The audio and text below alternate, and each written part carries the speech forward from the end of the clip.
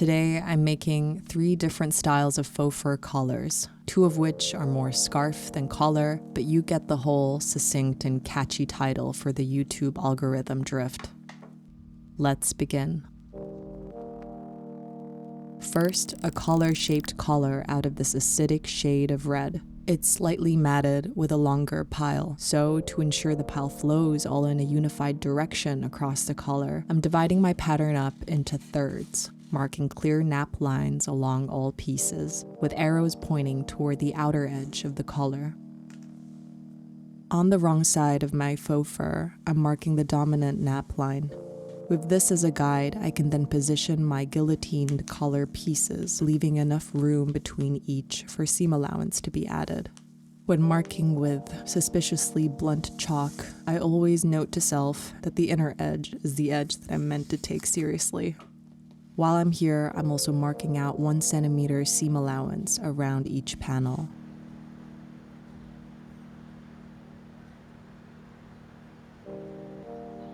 To cut faux fur with the least amount of airborne debris, I recommend doing so from the wrong side of your fabric, using smaller embroidery snips or a box cutter, and taking care to only cut into the backing fabric.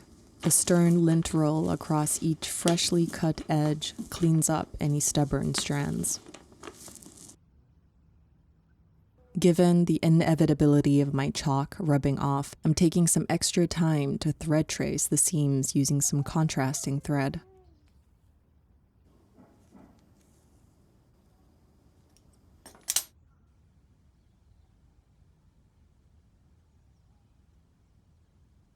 If we check from the right side, the nap, or direction of the fur, is radial from the neckline toward the outer edge.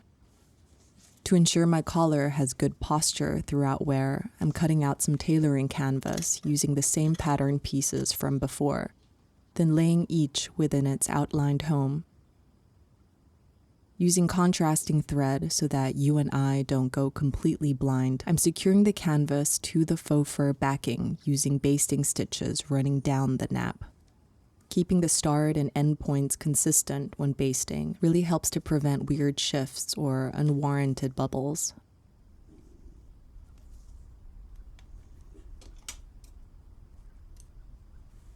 I secured the sides of the canvas down using some wide-legged herringbone stitches.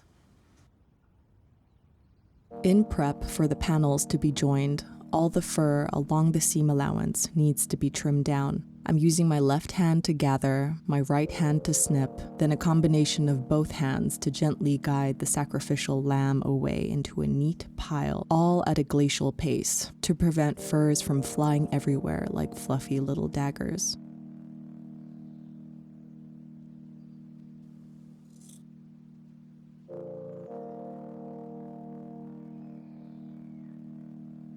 I pinned each piece to my ironing board, which helped to keep things stable as I gathered and cut away like a less gory Sweeney Todd.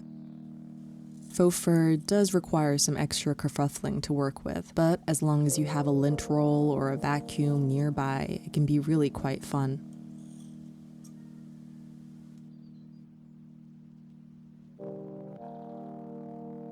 A quick brandishing of the lint roll removes fur crumbs, and we're ready for assembly.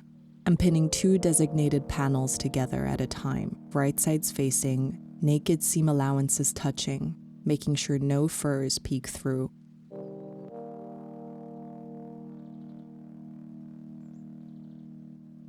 To make sure that I stitch exactly along the seam line for both, I'm backstitching by hand.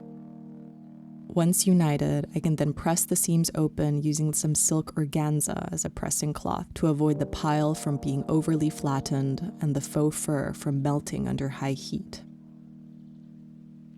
I'm tacking down the seam allowance using herringbone stitches so that everything stays flat.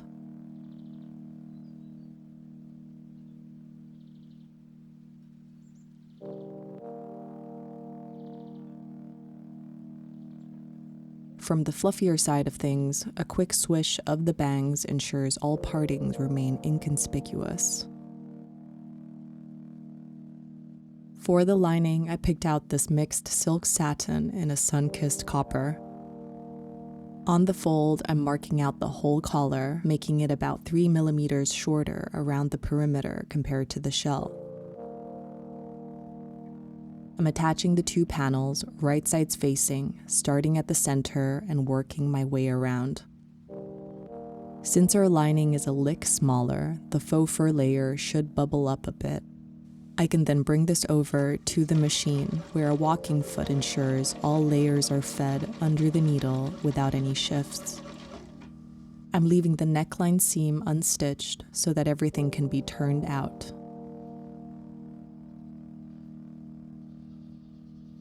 A quick press to ease the collar into its new position.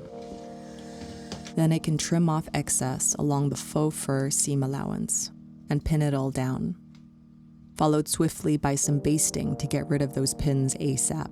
The thought of a lone pin tic-tacking inside a collar makes me uncomfortable. Next, I'm folding the lining down and pinning it in place along the edge of the faux fur seams.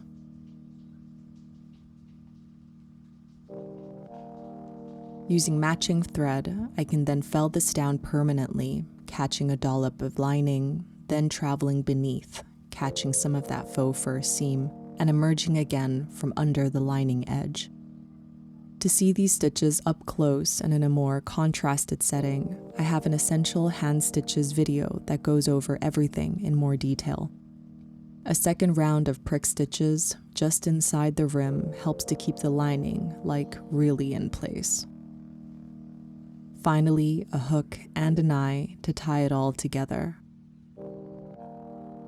And there's our sweet little ratchet collar.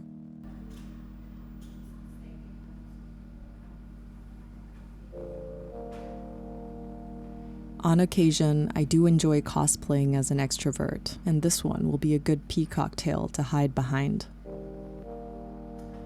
Neck party attendee number 2 is a lavish stole made out of this delicious aubergine/eggplant purple that's easily the softest faux fur I've ever touched. With the wrong side up, I'm marking out 2 rectangles, each measuring 78 by 25 centimeters. As before, I'm cutting along the backing fabric using my tiny embroidery shears. A lint roll removes excess fluff, then we can move on to the trimming. I'm working down each edge twice, a first pass to declutter the ends, then a second pass to really get to the seam allowance. Since this one's going to be more of a soft stole to throw around, I'm skipping the canvas interfacing to keep things more pliable.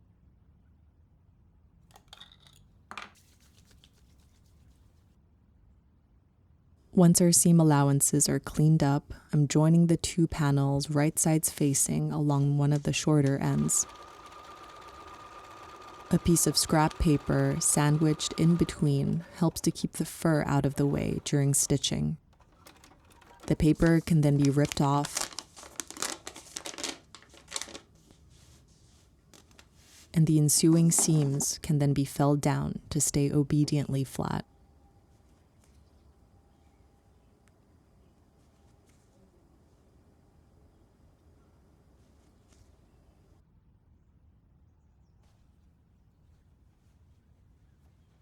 Right sides facing, I'm pinning bias binding along the full perimeter of our super rectangle.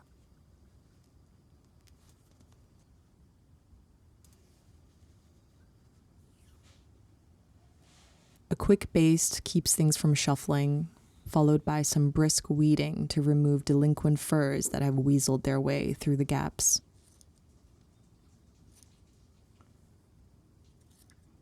And then we can stitch everything down at the machine.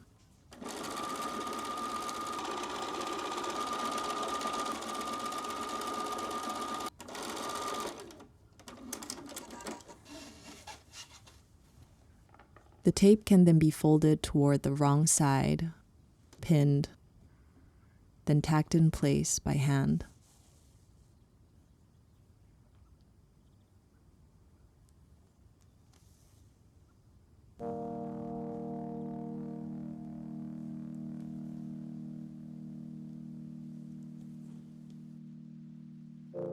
For lining, I picked out some matching Dupioni silk, my favorite type of lining, since it's got just enough tooth to not slurp around like a slug when I'm trying to mark and cut. The stole is a lot larger than our collar-shaped collar, so I'm simply folding down the seam allowances of the lining and pinning it in place to the wrong side of the other panel.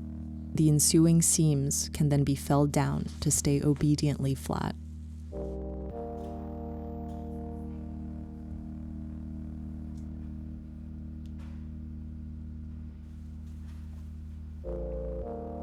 This one can adorn the neck, the shoulders, or perhaps be held gingerly, like the fan in the hands of a flapper waiting in line for the bathroom at Studio 54.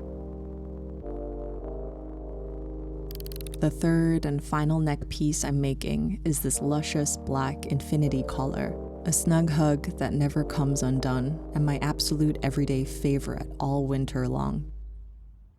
Since this one features double-layered faux fur that is then layered again around the neck, I do recommend using faux fur fabric with a shorter pile to reduce the volume around your neck.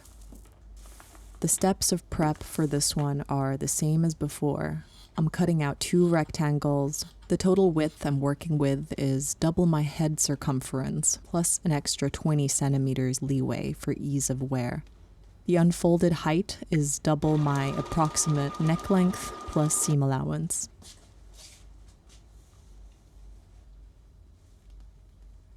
The main difference between this one and our eggplant one is that the opposite ends are then also joined to each other, right sides facing, forming one large loop. I'm flattening the joined seams down on either side using generous herringbone stitches.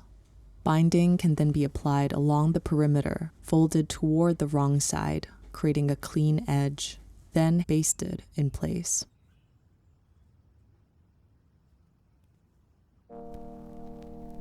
To close up this circle of fluff, the whole loop is folded wrong sides facing with the faux fur layer on the outside. The 2 ends can be joined together with a stealthy ladder stitch. I'm taking small bites from each seam, alternating back and forth, then pulling the thread taut to close up our ladder, much like a corset or a shoe.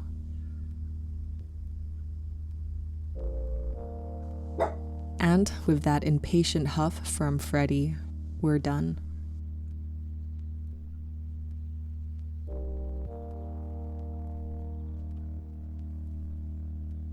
I admit this one doesn't perform on camera as well as the other 2, but it's easily the most versatile and my personal favorite.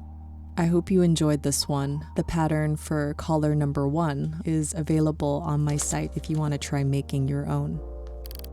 I'll see you in my next one. Bye!